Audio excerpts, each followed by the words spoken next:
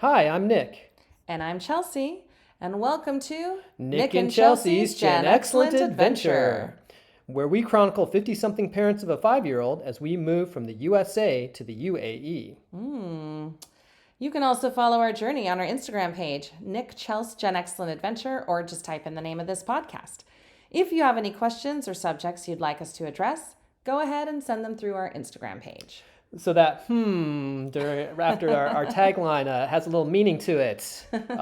So I guess we got to tell you, we've reached the time where we've got to change the tagline to our podcast. Why do we have to do that, babe? Well, our adventure is taking a little turn. It is taking a big turn, Yes. actually. We are moving to Belgium. To Belgium! Now, if you follow us on Instagram, which I think most of the people who listen to us do, then you already know this. Yes, but I guess the tagline needs to be more something like this now. As we move from the USA to the UAE to the EU. When Nick debuted this on Instagram, he was so excited. He'd been saying it to me for a few weeks, and he was like, I can't wait to say this publicly. It was hilarious. So this explains why it's been so long since our last episode. We apologize. We've actually had people reach out and say, are you going to keep recording? Which made me feel so good. Yeah.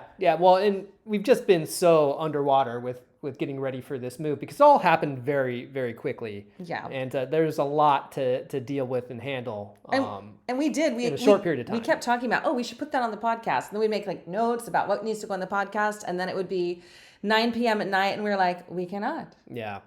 We cannot do it. And even if we did have the time, we were so drained from all the stuff that we were doing that it just didn't feel like you were in the right frame of mind to record a podcast. We were not. It would have been maybe negative. Yeah. We didn't want to do that. But we are now temporarily back in the United States. Yep. And we've gotten past the first couple of weeks here where we were able to kind of deal with all the stuff we had to deal with while we're here. And now we've finally reached the point where we're comfortable doing a podcast, where we have the time. We're house sitting right now. Yeah. I'll just say that because we're dog sitting and we have a space to ourselves. Whereas the last 2 weeks we've been with our parents. And so this is a little bit easier. Yeah. And T is off with his cousins. Also made it easier. Yes. Because we're doing this in the morning. We've never done a morning podcast. Yeah, usually we're doing it when he's asleep. So, Yeah. So this is a different experience. Yeah. Anyway, so in this particular episode, we're going to explain all the kind of what's and whens and whys and hows of how this move to Belgium all came about. Yeah, but don't worry. Not that you were worried, but just in case, we are still going to backtrack before we begin season 2 of the podcast. We do have one more episode of Spain. We really, really want to talk about being tourists there, and just a little sneak peek at Granada, the city of Malaga. There's some things we want to talk about.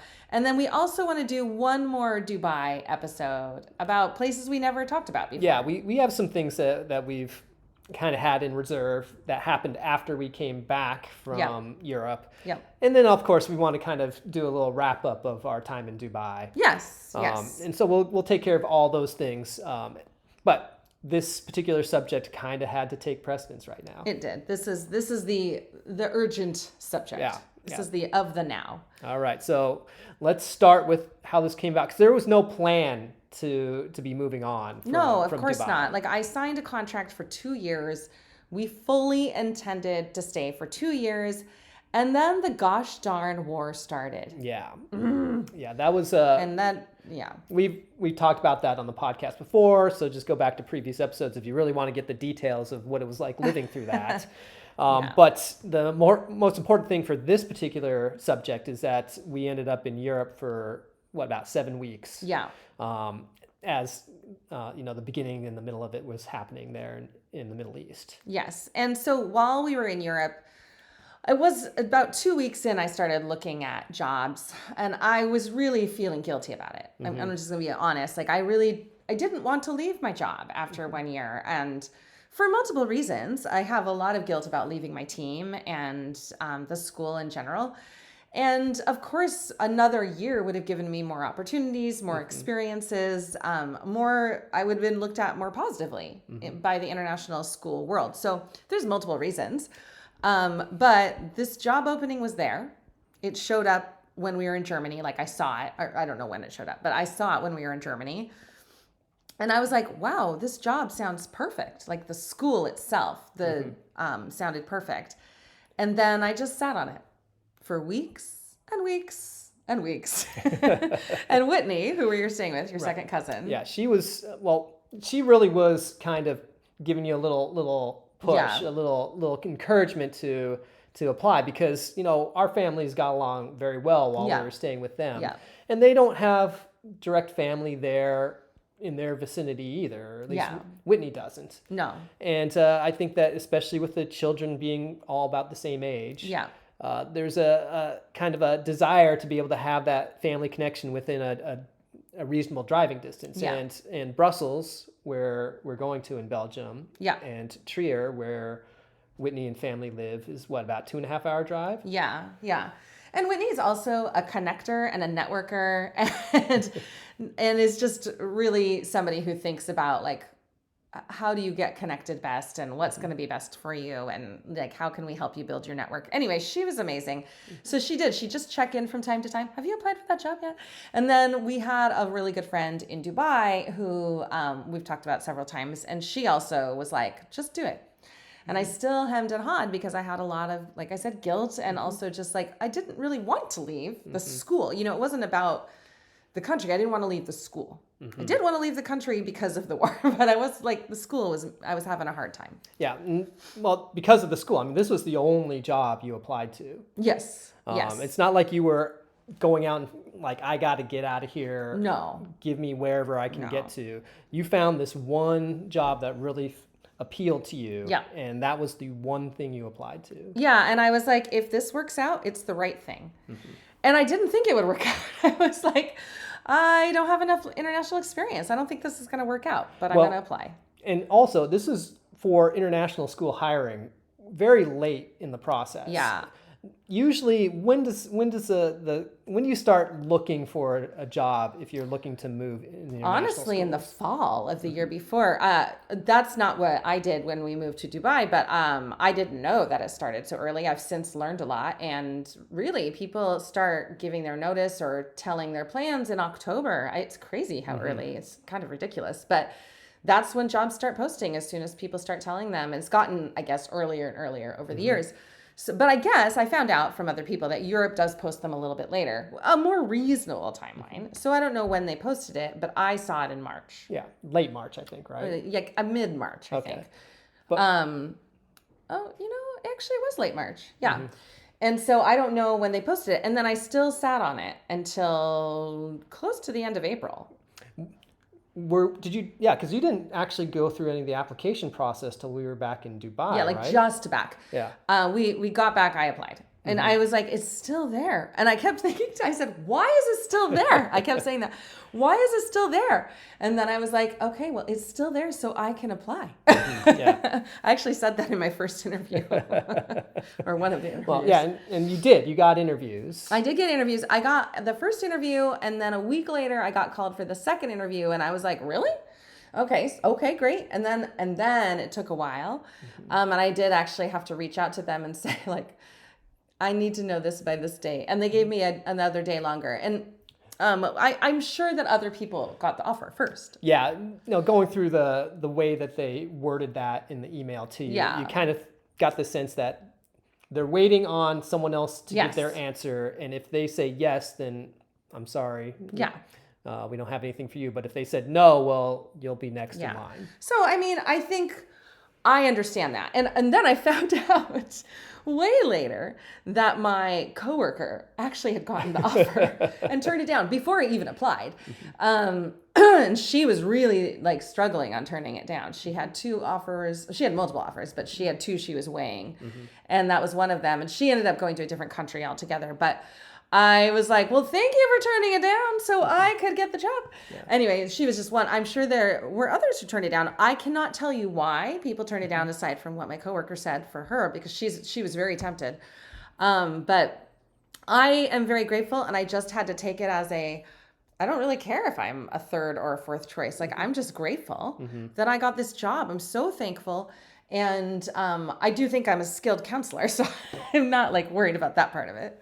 So while we were kind of waiting to see what they would say, we were starting to see some things that we were pretty sad about happening with our community there in Dubai. Yeah. You know, in the circumstances, I don't think we're the only ones who are considering whether staying in the Middle East is the right decision for them. Right. And so your friend, the one who is encouraging you, who's been very helpful for us from before we went to Dubai. Right, in Dubai.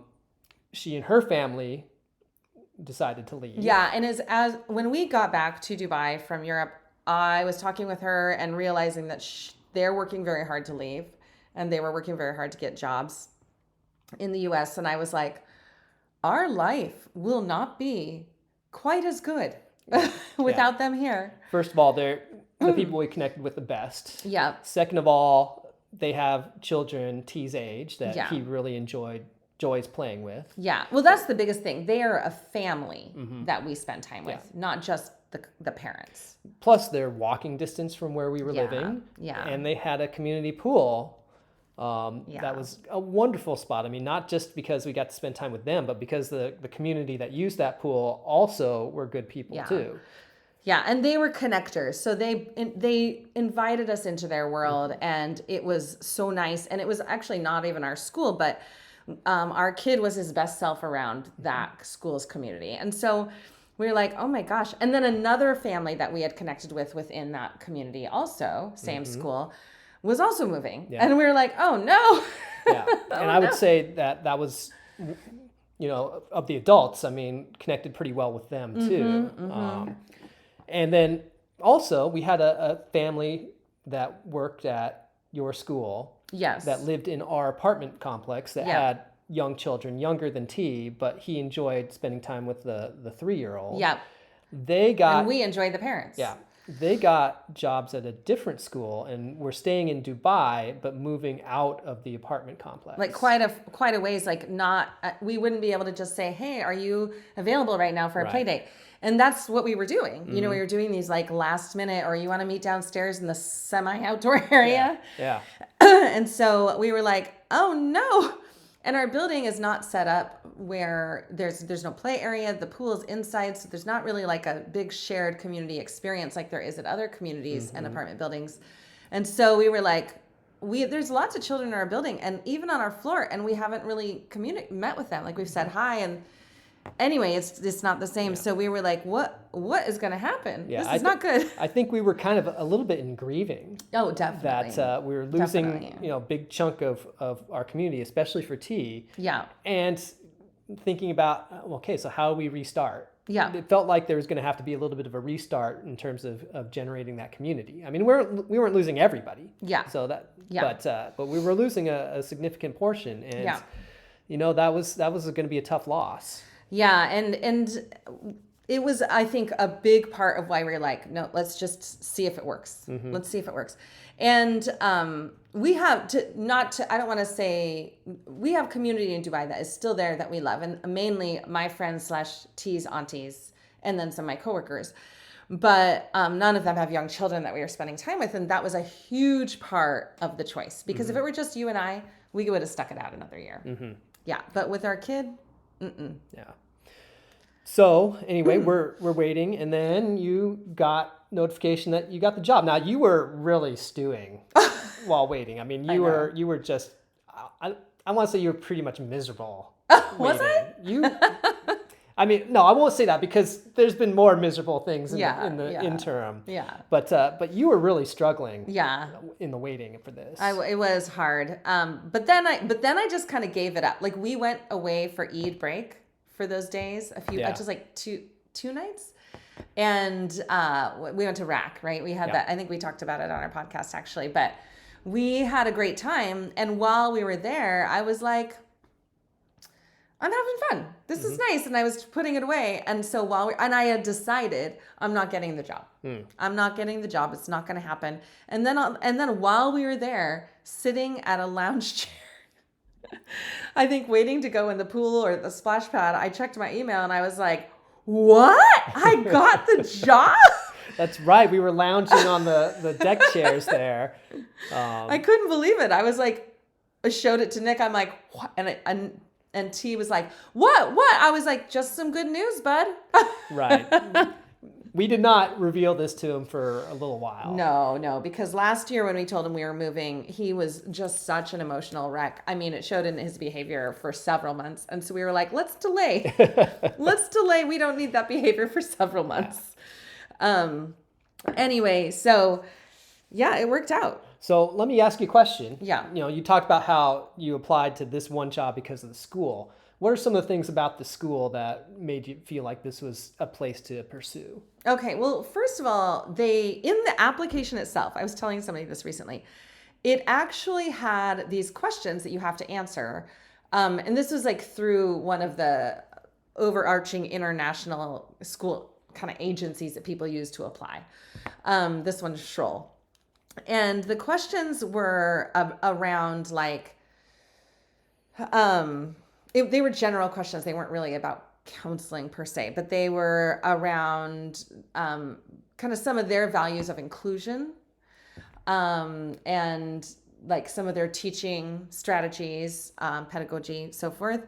And as I was researching the school, like I already liked it on the surface, but as I was researching the school and getting into all the stuff, their things they've published on their website and some of their like issue, like PDF magazine style things, I was like, on their course catalog, I was like, wow, this school really seems to walk the talk about inclusion. And you can say that I haven't been there yet. We'll see.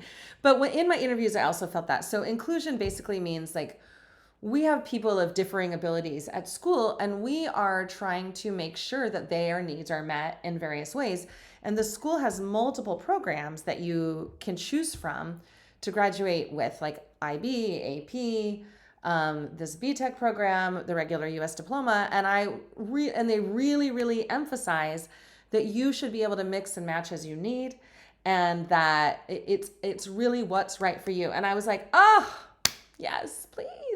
And honestly, my school in Bellevue was similar to that. They didn't have they had also a lot of programs. So I was just really feeling that love for the school's philosophy around supporting individual needs, even within a school setting. So I love that. Other things, it's a much smaller school. They seem to focus a little bit more on social emotional or more in a way that I think T needs and that he's gotten over the last year. But shout out to his counselor, who's amazing. At school. So that's like the biggest one. Mm-hmm. And then it's also just like location wise. I don't care about where in the city it is, but when I started looking up the elementary stuff, location wise, it's right next to a forest, and they put forest school into their curriculum. And I was like, what? Oh, yes, please. We have a child who, before we went to Dubai, was doing outdoor preschool. Which is nowhere near what you can do in Dubai just because of the heat. No, in fact, they're not able to even have regular recess during the hotter times of the year because of how hot it is. They can't go outside. Yeah. So our child is used to being outside. Yeah. And this particular school will afford that a lot better than what he had there in Dubai. Yeah, and in fact, when I got the list of what to bring, it included like a full set of rain gear to leave there, and I was like, oh my gosh, it's like preschool all over again. Anyway, I'm thrilled about it. And the counselors, so that was just like in applying, but the counselors that I talked to on my interviews, the head of school or head of high school, the assistant head, everybody was just lovely. And the emails I've gotten since are so welcoming. And I've been reached out to by a middle school counselor just because she found out I had kids. Like there's a lot of things that have just felt really, really good. And I'm so grateful that this is our step. Like this, there was a reason I only applied to this job, and it worked out.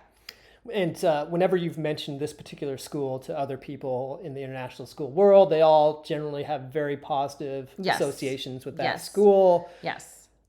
You have two counselors in your department there at the school who have come back to the school. Yes, right. They had left, worked elsewhere. I don't know this whole story around that, but it says something positive when people choose to come back, right? Mm-hmm. So yeah, and also a couple of people have connections to Washington State. Yeah. So that was kind of fun. That feels a little bit like maybe a little fate involved.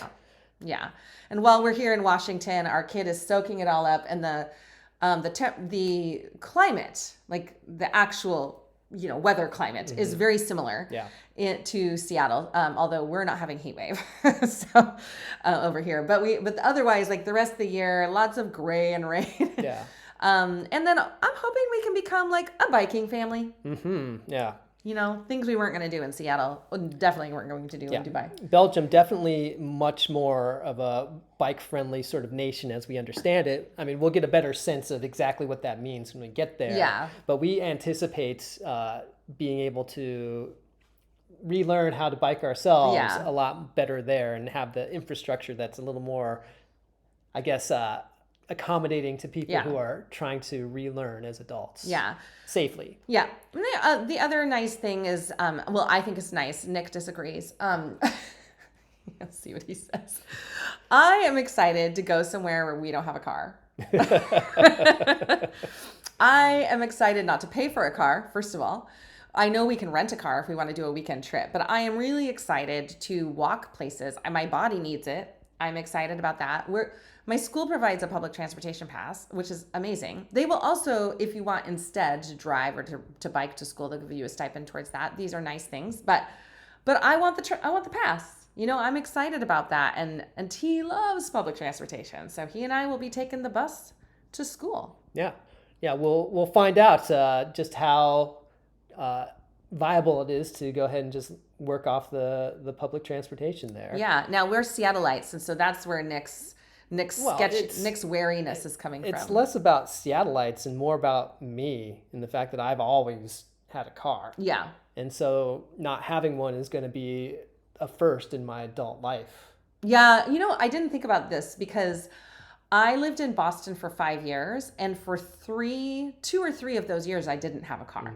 So I did, it was fine. I was very happy when I did get one. So I'm not going to lie about that. But I wasn't living smack dab in the middle of the city. I think this is going to be a good experience. And we learned even from living in Spain, it was nice to have a car, but we could also walk to the store. And that was nice too. The other thing about this particular school, on a little more practical standpoint, is that Europe is not known for having the best financial packages for its international school employees. No. That's one of the things that would have made it a little, I don't know that we would have felt comfortable going straight to Europe from the States because we would have been worried about whether we could make it work financially. And I honestly don't think I would have been hired if we'd come straight from the States. But I think that having gone through the time we were in Dubai, even knowing that financially it was a little different situation because they were providing housing, but we did manage to get by for that year with me not really working. Yes. And so I think that gives us a little more confidence of being able to make this work here in Belgium. Also, this school provides about as good a financial package as you're going to find in Europe, from what we understand. Yeah, from what we understand. And now what I've learned since living in Dubai and from talking to people who've been in the international school world for many years is that Europe is often a place that people land at the end of their career. That they go there after they've lived abroad and saved a lot of money in countries that are cheaper. Dubai wasn't really a place that was cheaper. You couldn't save a lot of money. And at least not when you're a family of 3 on one salary. Maybe if there were 2 of us, we could have done that. But in fact, some people were doing that on 2 salaries. But for us, that wasn't the case. And so I think I'm not at the end of my career. I don't have 5 years left. I've got at least 10 years left on it. But I thought, well, let's start the end of the career earlier. Nick was very clear. I have 1 move left in me. Well, which was just a comment actually that I take to heart because then that move needs to be the right move. I actually really appreciated when you said that. I know you were like, no, I might have another one, but I appreciated that comment because then I could say, okay, then we have to make it count. It has to be the right move for our family. If we end up staying longer, it's because we love the place. So we're only going to go somewhere where our values align, where we want our kid to be raised. Now, of course, we're going in sight unseen, so do we know that for sure? No, but these were the thoughts in my head as I was making this decision. Yeah. So anyway, that sort of explains how it came about. This all came together right there at the end of April, beginning of May. No. When was Eid break? End of May. Was it? Yeah. Oh my goodness. No, I applied at the end of April. Oh wow. Yeah, that third week of April. So end of May. Yeah. The school year ended what, July 4th? 3rd. July 3rd. So there you go. We were exiting the country in a little more than a month. Yeah. And so that created lots of things to do, lots of complications in terms of getting ourselves ready to make the move, knowing that we're Americans living in the UAE, Yep. and then having to do all the paperwork for leaving the UAE and getting to Belgium. Yeah. And all the logistics that go along with that too. And that was stressful. Guys, there's one word to describe it, and it is chaos. Yeah, it was chaos. It was out of control. The amount of scrambling that we did. I mean, I still feel like, wow. Yeah. I'm amazed that we were able to mostly get this done. I mean, we're still not even completely done yet, but we got what we needed to get done. The stress levels were high, and it's funny because I tend to operate on a lower stress level in general. Like I have my moments, and Nick will know, like I have reached my limit. But this was going on for so long. I was like, wow, how long can I sit in this? This is not normal for me. I normally can like get it calm quickly. Mm-hmm. And I mean, would you agree with that? Yeah. Yeah. I generally, for a kid who was very nervous and probably a little anxious growing up and dealt with a pretty constant level of that, I no longer do as an adult. And so the way I was living in that, I was like, oh my gosh, this is hard. I don't like it. But there was just so much unknown and so much to do that wasn't happening in the orderly expectation that we had. So among the things we had to do, we had to like do the things we needed to do to leave the UAE. So that's like canceling visas. Mm-hmm. That's like getting our apartment cleared out and our stuff. We had stuff that we needed to ship. We had stuff we needed to sell. We needed to figure out what are we bringing on the plane versus what are we shipping? How much can we do that? What's the cost ratio going to be of taking this many bags on the plane versus shipping this many over air? Air, because obviously if you know what's happening in the region, we're not shipping by boat right now. We got things that, like we said, how do we get rid of the things that we aren't going to keep? Do we sell them? Do we give them away? Will we be able to actually get rid of all this stuff? Yeah. Do we need somebody to come and like take away all our large items that we're not taking with us? We had to scramble around to figure out all those things for getting out. Yes. But then we also had to start the process for being able to get into Belgium. Yes. And that meant we got to get police clearance stuff. We needed to get medical clearance stuff. That meant going and having actual doctor's appointments to make sure that that you are medically cleared to apply for a visa there in Belgium. Yeah. We had to basically figure out what are we going to do about T's passport. Yes. Because that required to have, well, we found out now, 15 months still eligible on the passports. I know. We were originally told 12, and we had 11. Yeah. It expires next June. One thing that was nice is people from your new school, it's set up to give you assistance. Yeah. So there are people who have been I have an attorney helping us with this, which we didn't have going to Dubai. And so that's been helpful to have a little guiding hand. Yes, definitely. In going through all of this stuff, but it also creates a little bit more urgency multiple guiding hands. They're prodding you. Yeah. And saying, okay, get this, make sure you get this done. And they're right. Like it had to be done that quickly and in that order. Like they were right. Like the first thing they said is the most important thing that might hang you up was the medical clearance. And I was like, oh, okay, whatever. But that was true. Yeah. Like I had my appointment first. And they're basically checking for infectious diseases, which is normal. We had to do that in Dubai too, but we didn't do it in Dubai until we got here. And then the school just arranged buses to get that done. In Belgium, you have to do it before you go because you have to submit your applications for the visa before you go, which in Dubai, you do the visa after you arrive. So it's just different. So it was very interesting. So I made my appointment. I went to the thing. They do like a regular general checkup and a blood draw.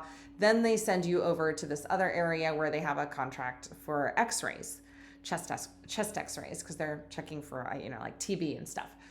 And then all of that came clear. All the infectious diseases were clear, but there was something they wanted me to check out with my heart. And I was like, but it's not an infectious disease. Can you just sign the document? They were like, no. So, because they don't want you to go into the country and then have immediate medical issues. So I had to go make a cardiologist appointment. And then she was like, listen, 99% sure this is nothing, but the only way to check is to get an echo, and you have to get insurance approval because Dubai is a private insurance country. So I had to go through all of that. And that took like 2.5 weeks. Yeah. And so I'm waiting when I can't submit my stuff for the single permit. The single permit is basically a work authorization, I think. We couldn't submit our other visa applications until that was done. So all that said, everything was fine. Everything was clear. The cardiologist was right, but it was very, very stressful. Well, and one thing that we found out after the fact, so there's only one doctor that you can get this clearance from in Dubai. Yeah. And so, she flagged you for that little heart thing. Yeah. And wouldn't sign off. It was an aortic valve thing specifically. Not a valve. It was a little. But it was, yeah. Yeah. Doesn't matter. Anyway. With that. And I think mainly they want to make sure it wasn't an aneurysm. Yes. And then. Nothing alarming. And then when I went in, I kind of got flagged for the thing as well. Yeah. But they signed off on me. And so I think what we've learned is that this particular doctor, this is her thing. Yeah. And so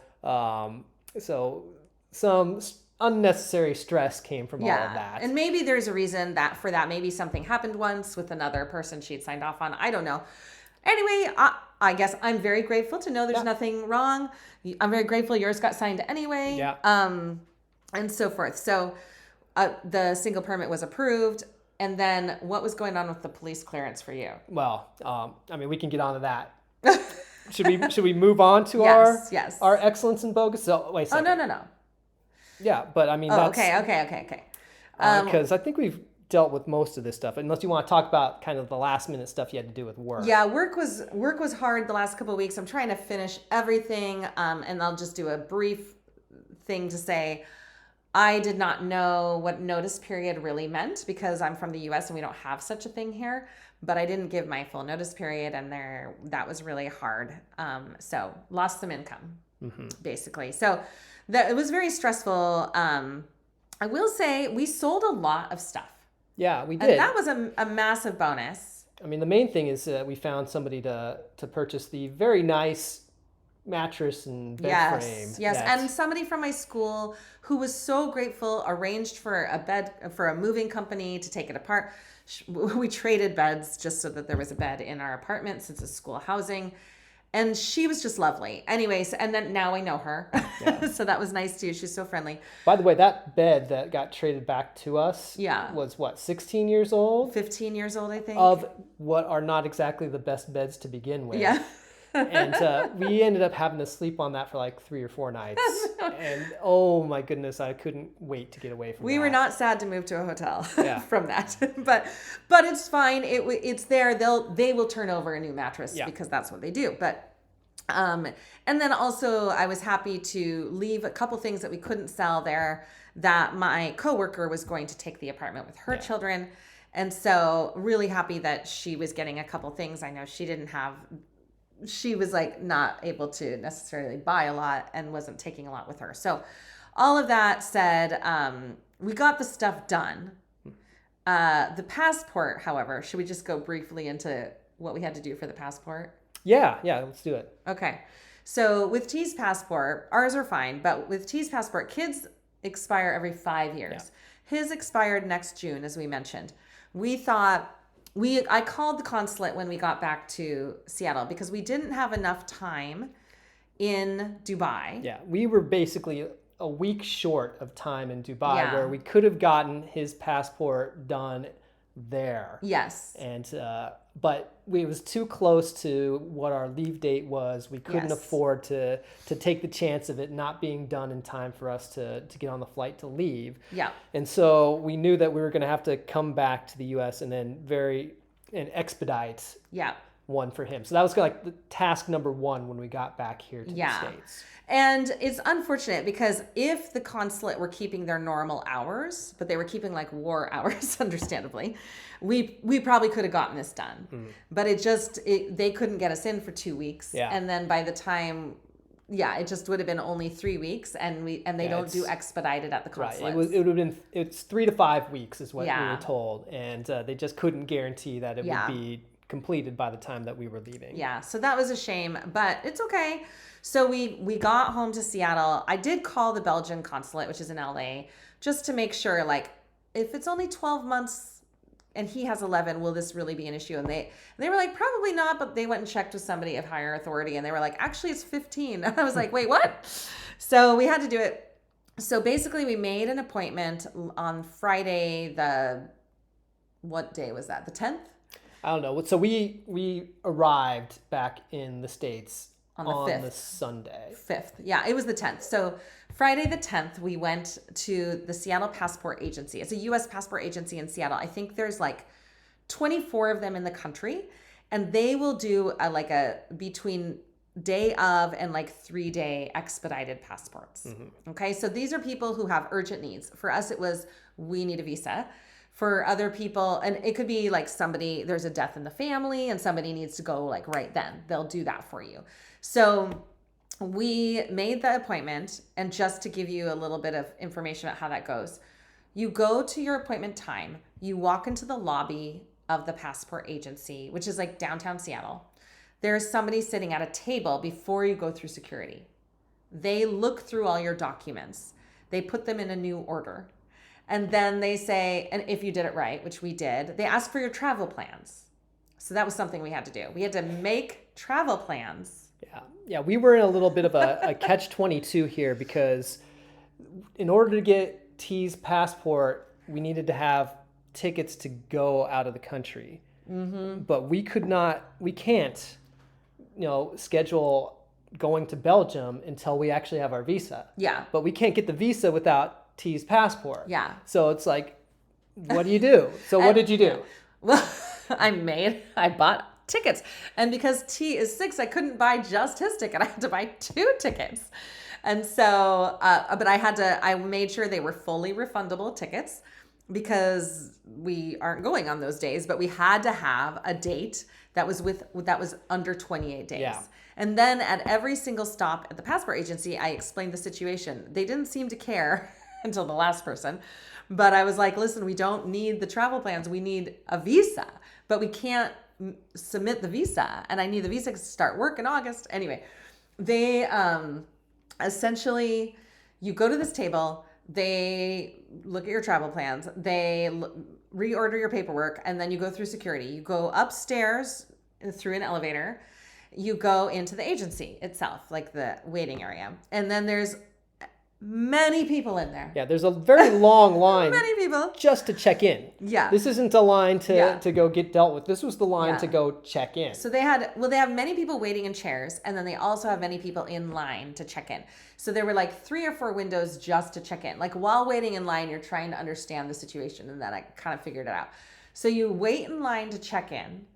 The first person is looking through all of your stuff. So basically there's 3 people. There's 2 people who see your things to make sure you're in the right place for the right reason before you go to your actual. And you have all the right things, that you have all the documentation you actually need. Yes. So I explained the situation again. She didn't care that much, but did have me write a statement explaining the situation. Mm-hmm. So that was very helpful. So I wrote it all out. She still wanted to see my travel plans, but then I was trying to explain visa. And I'm going to just make a minute to say there's travel visas to go to like India, and then there's visas to live, like long stay, which is what we were applying to. Yeah. So many people who are doing this are applying for a visa to travel, just travel. We were applying for visas to live. So it's just different. So anyway, she reorganized her stuff, then gave us a number. And then we had to wait for the number to be called. And their numbers were like A, this number, B, this number. And then you heard later D, E, F. Like they started adding on and they'd have like the same numbers attached to a letter.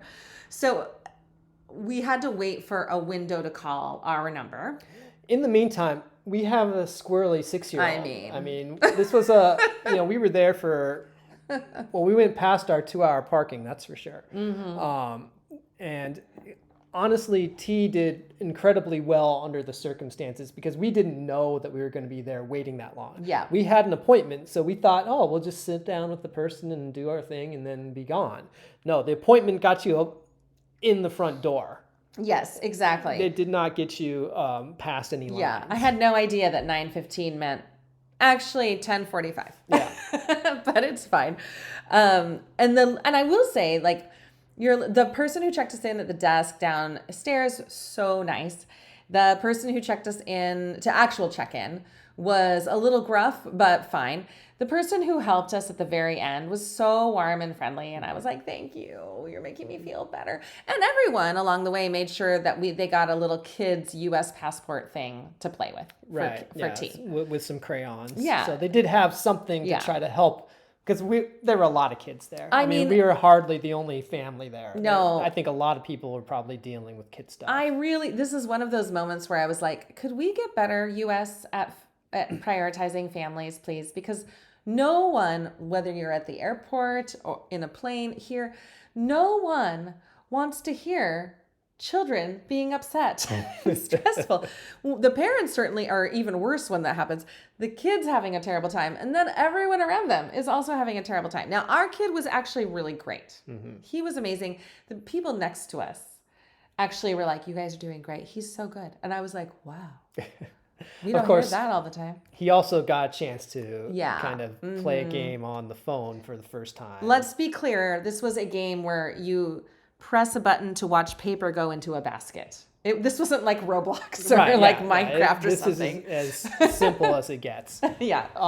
But I mean, we hadn't really had him ever do anything like that. No, we had reached the point and the situation where for the very first time in his life, we were like, okay. This is 2 hours waiting. Yeah. Almost 2 hours waiting. Yeah. So anyway, the people who helped us were great. And she was able to get us the passport by Tuesday. So we had our appointment on Friday. We went to Potlatch. We came back, and it was Tuesday that we picked it up. You picked it up. We finished the rest of our paperwork. When Chelsea says potlatch, it just means we went on a weekend vacation with my family, basically. Yeah, we'll talk about it again at another point. But maybe in season 2. But yeah, so we got it, and we got it in a reasonable amount of time, and we were able to get that. That was one of the last pieces we needed for all of our visa paperwork to send to the Belgian consulate here. Okay, yeah. But we'll get into all of that at another time. Yeah. We'll just let you know that we have not gotten our visas approved yet. Yeah, but it was shipped on Wednesday. They have all the stuff. Yeah, it was shipped on Wednesday overnight. It got there Thursday. It can take anywhere between 48 business hours and a week or longer. So hopefully not longer, but we'll see. Okay, so I guess that means now we can get into our regular segment, our Excellents and Boguses. Nick's favorite segment. All right, babe, what's your excellent? Well, let's see. So in thinking about this move to Belgium, one of the things that I really appreciate is that we're going into familiar weather. Yeah. I mean, as you mentioned earlier, Belgium and Seattle are very similar in terms of their climates. There are things I'm going to miss about Dubai as far as the weather goes. And I was surprised that I came away thinking, oh man, having sunshine every day, I'm going to miss that. Yeah. Despite the fact that it really is hotter than comfortable most of the year.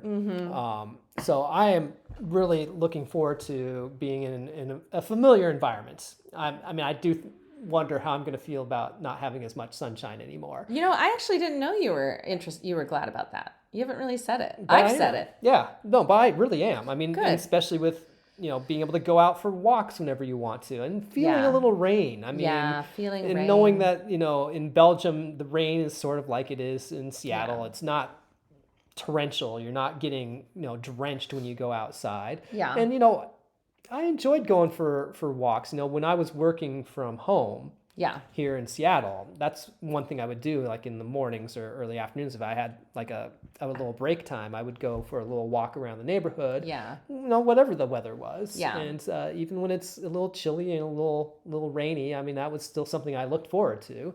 And you just, when the weather is unkind or not as human friendly here, I mean, you get a little cold, you get a little wet. But you can still go out. When it's unkind or unfriendly to humans in Dubai, I mean, you can't really do it. Yeah. You're kind of stuck. Yeah. So, so my excellent is getting back to feeling, in familiar conditions. Oh, that's a good one. Okay, what's your excellent? All right, my excellent was that despite all of the stress and the this and the that at the end of our time in Dubai, we got lots of auntie time with T. Yeah. And they really prioritized him, Mm-hmm. So from like celebrating his birthday in June to giving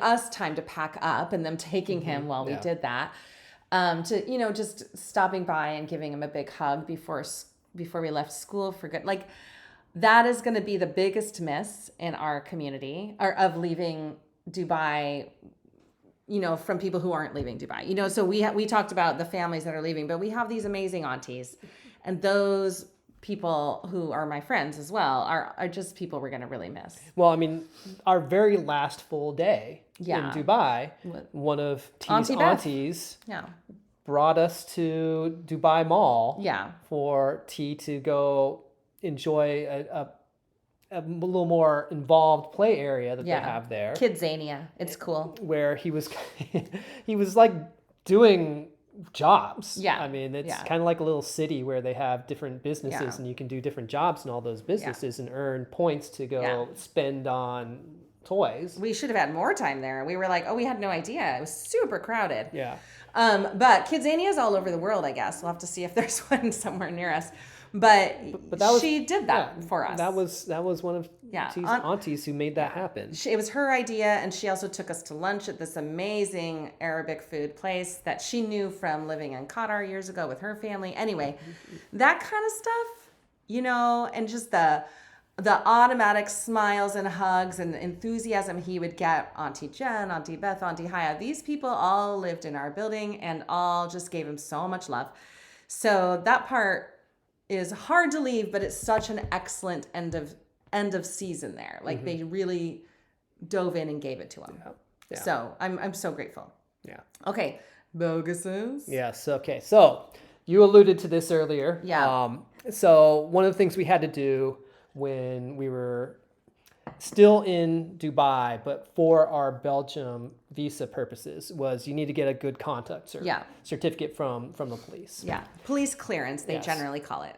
And this is not a complicated process. You just go online, fill out a form, and it should be to you the next day, basically. Yeah, when you did yours, you got yours done, and then there's an attestation process. So that is basically the Ministry of Foreign Affairs kind of signing off on it. It's a legalization. So like in the US, that's usually notarization.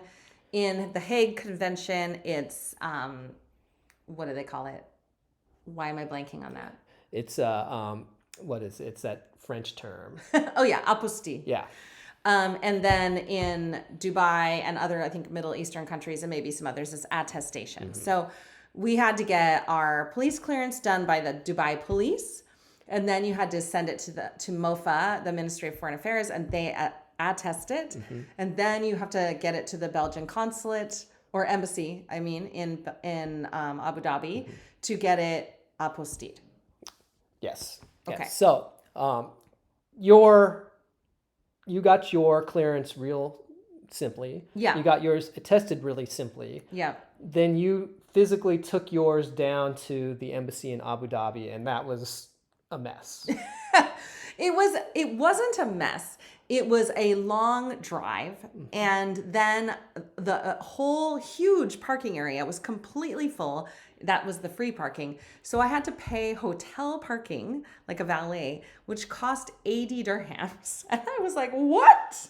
Or 60, something crazy amount of money. Like I never pay for parking. I rarely pay for parking in Dubai, like if there's free parking available. And there was no other option. And then all you do is go upstairs to the consulate, like the lobby of the building that you get it done. They make you check in, make sure you're going to the embassy and see your appointment. Yeah, you had to have an appointment to do Yes, this. yes. And then basically you make an appointment to drop it off. Yeah, I was there 5 minutes once I got to the window. I'm like, not even. But she was very pleasant. And then she said, you don't have to, you can have it couriered. Yeah. And I was like, which they had told me before, but I was like, well, I don't want to worry about a courier. So because of your experience there, I was like, okay, I'm going to get mine couriered down there. Yeah. Okay. Well, first of all, let's talk about the MOFA part. So first of all, okay, I go get my certificate, no problem. I'd done this twice already. Yes. For trying to apply for jobs. It was really quite frustrating that I needed to do it again and spend the large fee it was to have this done for a third time in like 4 months. Yeah. No problem. Then I send it in to get attested. That's something that can take less than a day. Yeah. Yours came the next day. Yeah. I had to wait 11 days. It was crazy. Like, what is happening to come here? Through. I mean, I was like checking and calling with different lawyer companies okay, can I do this in person? Yeah. Do I need to actually send it in again to get it tested because it's not happening? It's stuck somewhere. Yeah. I don't want to have to pay the fee again for getting it tested. I mean, it was really like, and you have a deadline. Yeah. I mean, this needs to be done before we leave the country. And you're starting to see the finish line, and it's like, oh my goodness, we gotta get this done. Yeah. Finally, on the 11th day, I log in. I must have logged in 100 times to check to see the status of this thing. And finally, it's like, oh, there it is. Oh, thank goodness. Yeah. And so, you go and get it printed off. And so, all right, let's courier this. Couriering is a very, very normal thing there in Dubai. They come to your door and grab it and then take it to where they're going. And it's day of or next day. It's very simple. Not an expensive thing either.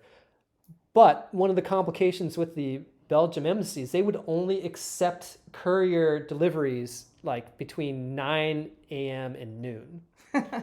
And so I had written this into I think it gone in, but because it's all online, you're not doing this with a person. You're depending that everything on the form ends up getting to where it needs to go. Yeah. And I had indicated that you need to do this in the morning, but I don't think that it got to the delivery people. Yeah. Because like the first day, no, it didn't make it. Yeah. The second day, no, it didn't make it. And I'm like, okay, I got to tell these people they got to do it in the morning. And then it showed up as having been delivered and given to this person. And then I call the embassy and they say, well, there's nobody by that name who works here. So I'm like, oh my goodness, where is it? It's gone. I'm going to have to make another appointment and drive down again to go deliver something. You did actually in our make last an appointment. week. Yeah, I did. This is on our last week there. Yeah. And then like I get a call and it's from the courier company and it is the courier saying, I've just delivered it. And this was like 3 or 4 days later. And it was over a weekend. I think we skipped a weekend over too. Yeah. Because you sent it out on a Thursday thinking it would be there on Friday and it came back on what, Tuesday or Wednesday? I don't know. I can't remember what day it was, but it was definitely... It was Wednesday because then your appointment was for Thursday. Yeah, right. Like 3 days before we leave. Yeah.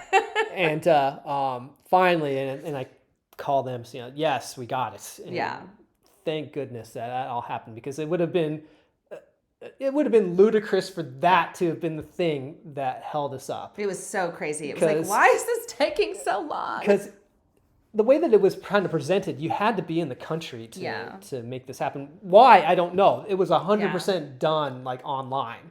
Yeah. I mean, they sent it back online. I mean, clearly the people at the embassy were like, we gotta placate this crazy guy who keeps calling us, because yours at the embassy took like a week before you got the legalization. Yeah. Right?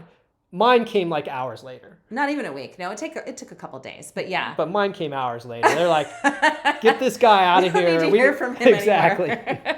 Oh, so you don't have to think about, yesterday you and I talked about what I was like, why did I have to go through this hard experience? And I won't go into the details of my thoughts on that, but I was able to say there was something I had to learn out of this, So you're going to have to think about that and fill me in later. About what I needed to learn from this? What were you supposed to learn out of this experience? Well, I mean, you're already going to answer. This whole experience, I mean, is a learning thing for me of take a breath. Yeah. It's going to work out somehow. Yeah. It may not work out in the most smooth way, but you're going to get there. Okay. And, I have to believe that. Yeah. I don't know that I've gotten to the mental space where in most such situations I'm going to be able to find that calm. Yeah. But, I mean, stress does not calm. I'm not a calm and stressed person. No. And that's something to work on. And these type of things where you go through that and it does end up being okay, hopefully will help down the line with that. I hope so. That would be great. I think I do tend to go to what am I gaining out of this, both during and after, but I'm also really stressed, Yeah. But later I'm like, okay, I see it now. And that's important. Okay. Okay, so that was my bogus. How about you? I think I kind of already alluded to it because I talked about the aunties being my excellent, and leaving the aunties and our general Dubai community is definitely the bogus. So thankfully I'm still in touch with, Jen and Beth, and they're amazing. And they will they were like, please keep, video chatting with us, especially with T. That's important. And then leaving our friends that we spent a lot of time with, the family behind, they are not, I mean, we didn't leave them behind. They came to the States, but that just not having that in our life on a weekly basis is just a bummer. Yeah. I mean, anytime you're leaving people, I mean, we're not leaving them permanently or anything like that. I mean, and we plan on maintaining relationships here, but that was something that was building and was one of the real positive things of our time there in Dubai. Yeah. And so anytime you're saying goodbye to that, and I think that's part of the international expat world and life. Yeah. I mean, I remember when we were visiting the people in Oman. Yeah. The wife, that had happened to her. She, like all of her people, had left. Yes. And so she was kind of left on her own and was very sad about that. Yeah, totally. But that was just kind of a reality of living in a world where people are moving constantly. Diplomat life for them. Yeah. I think I got to know some of my coworkers pretty well, and vice versa. I mean, I am a kind of an open book when I want to get to know people. So I will miss the people I'd gotten to know there and some of their lives. Like I'm going to be sad not to have these daily conversations and pop-ins and laughter. So I think that's true. Anytime you leave a good camaraderie. Mm-hmm. So that's a bogus, because anytime you leave community is a bogus. Yes. And that's that'll be our first goal in Belgium, is starting to develop a new and hopefully wonderful community of its own. Goal 1, community. Goal 2, French. Well, you shall see. Well, let me rewind a little bit. Goal 1, let's get our visas approved. Yeah, right. All right, let's get there. So hopefully by the next time that we are recording, that will be done. Yeah. Because, in theory, it should be done here in the next couple of days. Yes. But with that, I guess that concludes this particular episode. Yeah. Hey, everybody have a great week. Yes, and as always, be excellent to each other.